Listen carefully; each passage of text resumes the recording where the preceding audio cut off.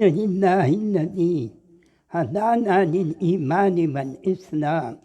وجعلنا من أمة محمد صلى الله عليه وآله وسلم.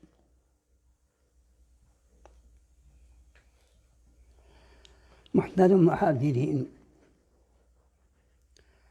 الله كريم دي تاسد الإخلاص ناستا او خالص بطلب در رضا د الله کې راغونډېدل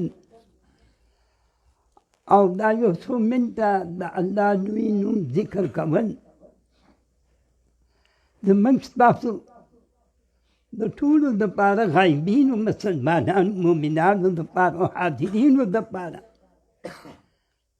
په خپل فضل و کرم سره د خپلې رضا سبب وګرځئ. حقیقت دا دی چې مؤمن یو عمل کوي، نیک عمل وکړي د الله په توفیق باندې،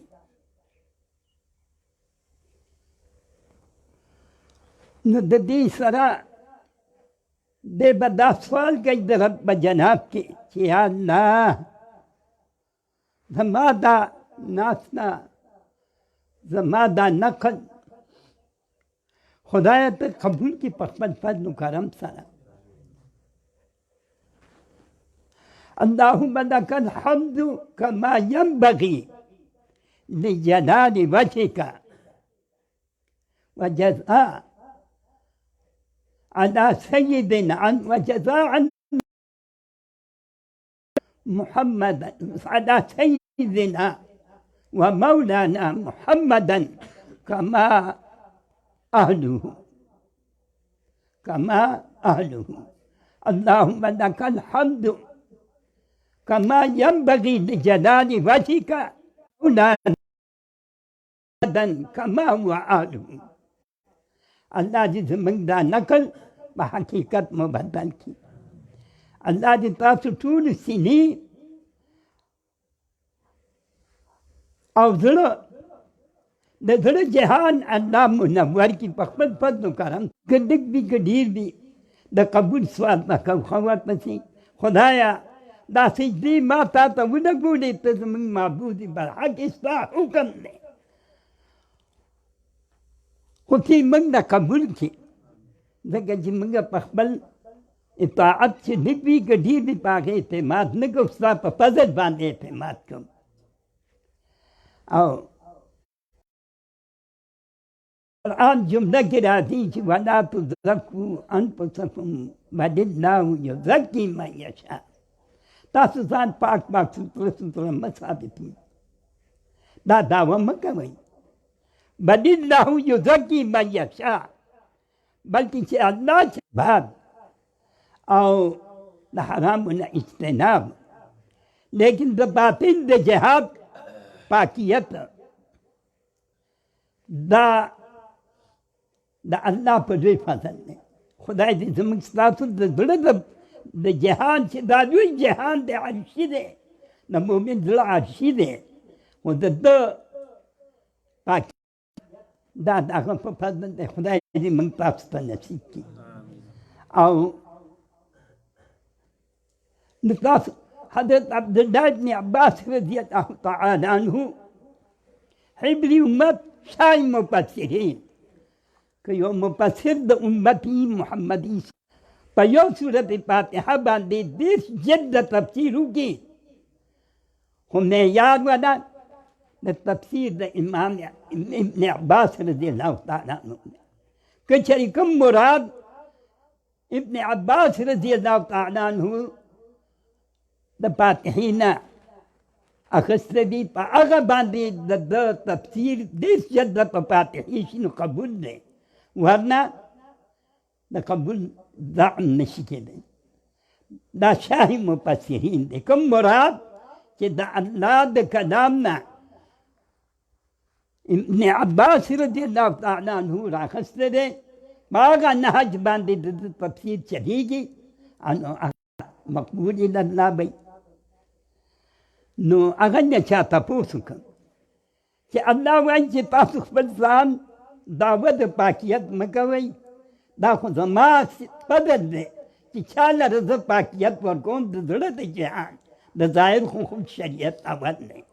زه د توبې زموږ ټول عمر ګډوډ تېر شوی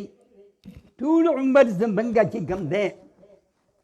بې باکۍ سره تېر شوی نو زموږ پاکیت بغیر د توبې نه راځي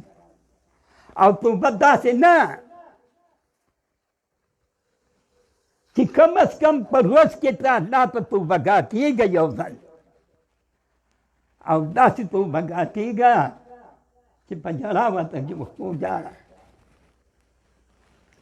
زموږ پاکیت په څه دی په توبه ده یو روایت کې راځي یاد لرئ توبه ګورې مه پرېږدئ استغفار او توبه ځکه چې ټول عمر هغه ګډوډ تېر شوی نو بې د توبې دی نه پاکېږي خو دی په سرسري توبې هم نشي پاکېدی چې دی الله ته ورغړي او په ژړا شي نو هره ورځ کې خدای دې توفیق موږ ته راکړي موږ دا ونه شو پاتې شو او ګوره توبه خو لوی نعمت دی د الله د نعمتونو نه اوس موږ نوافل کوو د فرایضو پروا نه ساتو یو ځل درود شریف وایه خو همیشه وایه او په صدق وایه بې زکاته خوړلی یو روپۍ د زکات دا ځان سره 1,00,000 روپۍ بایلي د زکات نوم چاته به یېرې هم روپۍ نه ورکړي نو دی به څنګه بې توبې پاکي خو دا الله فضل دی چې په توبه یې پاکوي نو په توبه باندې به پاکېږي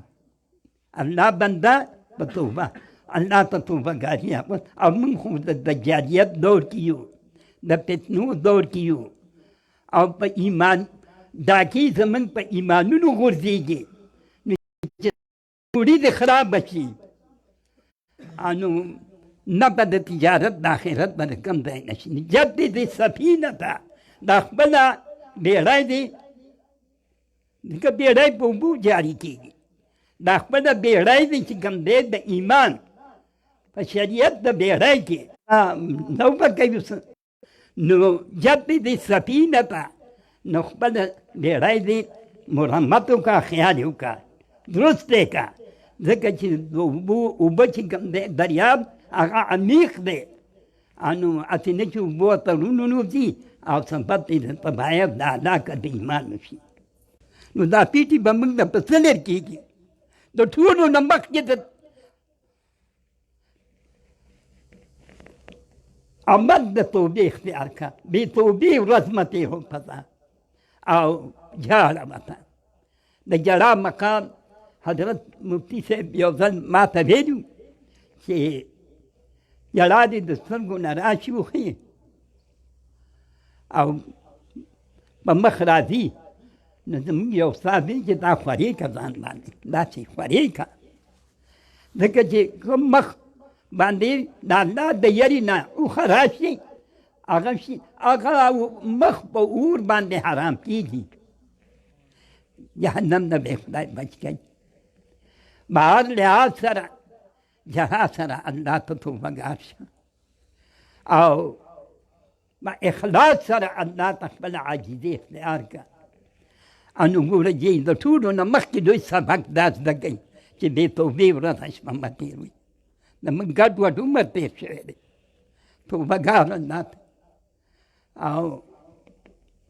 په توبه دا د الله د رحمت عظیمه نه چې کوم دی نښه ده چې الله موږ ته د توبې توفیق راکړي محل ساعت الطالب حبیب الله داسې توبهګار د الله دوست دی لیکن چې ټول عمر یې ګډوډ تېر کړی نو بیت الله شریف ته هم سم نشي نږدې کېدی ګډوډ ګډوډ خدای پاک دا شي په انسان الله دې موږ ټولو ته معافي وکړي نو دا ګډوډ عمر چې کړی نو بیت الله شریف ته به واجو څه لوی سمندر په ډوبېدو په کوزېږي ډېر بد حال دی نو بې د توبې باندې څنګه د پاکیت راځي توبهګاري دا اول سبق دی ښه جي اول سبق بسکو چې الله په توبهګار ګرځي او ګوره قرآن وایي چې ستا عبادت بې توبې نه قبلېږي، ستا عبادت بې توبې نه قبلېږي.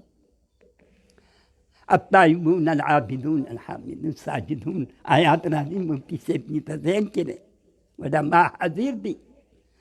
نو الله حمد ویونکي او سجده ګزارونکو او عبادت وخت دې توبې پین نو د الله بندگان الله ته په مناجات دا مناجات د دې لپاره چې الله ته رجوع کوي او الله ته توبهګاري الله ته مستقبل وي دغه عبادت وکړه. لازم درود شریف ووایه خو شی دا دی چې توبه وباسه توبهګار شه سم او دې مدا ده چې ګډ وډ ژوند دې تېر کړی او خدای دې په توبه پاک کړي نو نور خوشبختي څنګه وغواړي ټول عمر دې ګډ وډ تېر کړی هغه شامت تا نه خدای په رښتینې توبه درکړي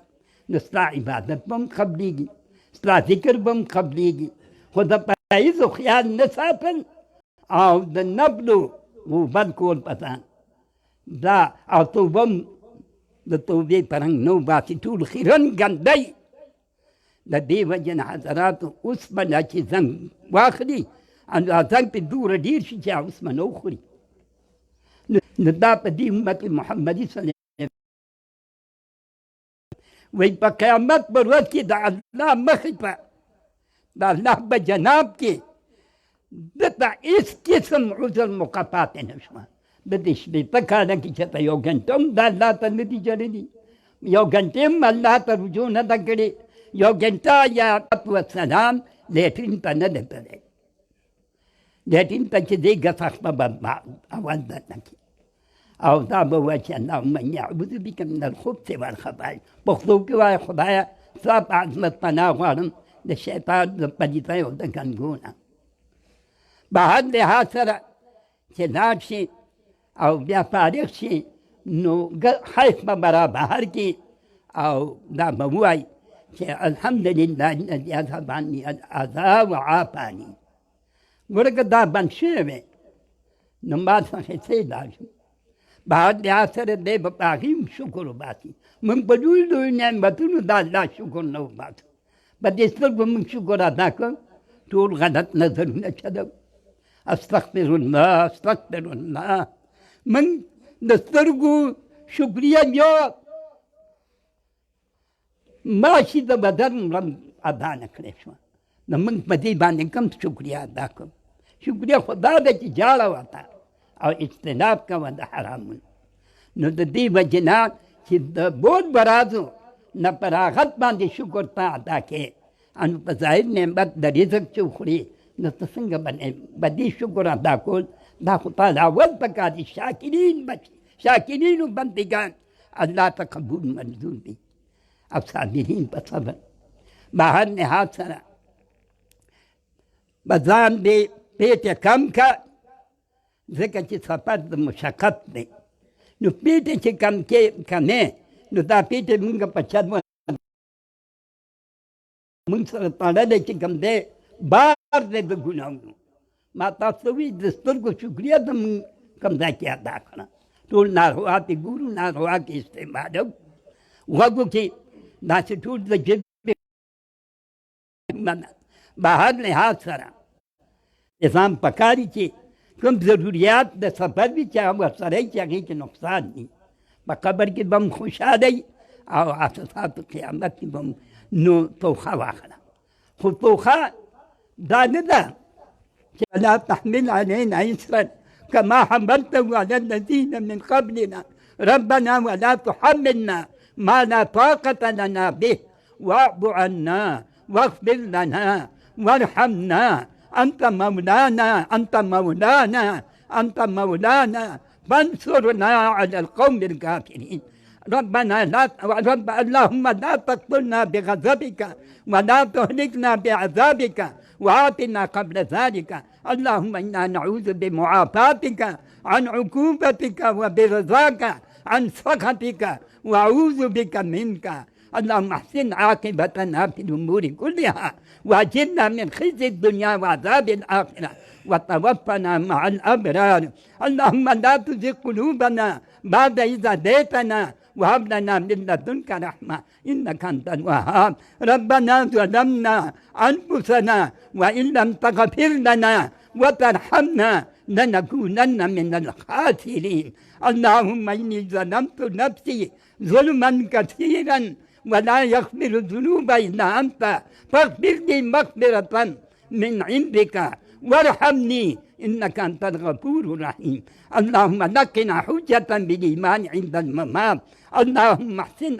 اللهم إنا نسأل اللهم اجعل خير عمري آخره وخير عملي خواتمه وخير أيامي يوم ألقاك فيه. اللهم زد نورنا وزد سرورنا وزد حضورنا وزد معرفتنا وزد طاعتنا وزد شوقنا وزد عشقنا وزد علمنا وزد نعمتنا يا ربنا يا ربنا يا ربنا برحمتك نستغيث. اللهم نور قلوبنا بنور معرفتك أبدا يا الله يا الله. اللهم إنا نسألك أن تنور ظاهرنا وباطننا بنور من عندك ونسألك أن توسع علينا كل أمر ضيق يبرج منك بحق يا حي يا قيوم يا لا إله إلا أنت برحمتك نستغيث. ربنا آتنا في الدنيا حسنة وفي الآخرة حسنة وقنا عذاب النار. ربنا تقبل منا إنك أنت السميع العليم وتب علينا إنك أنت التواب الرحيم.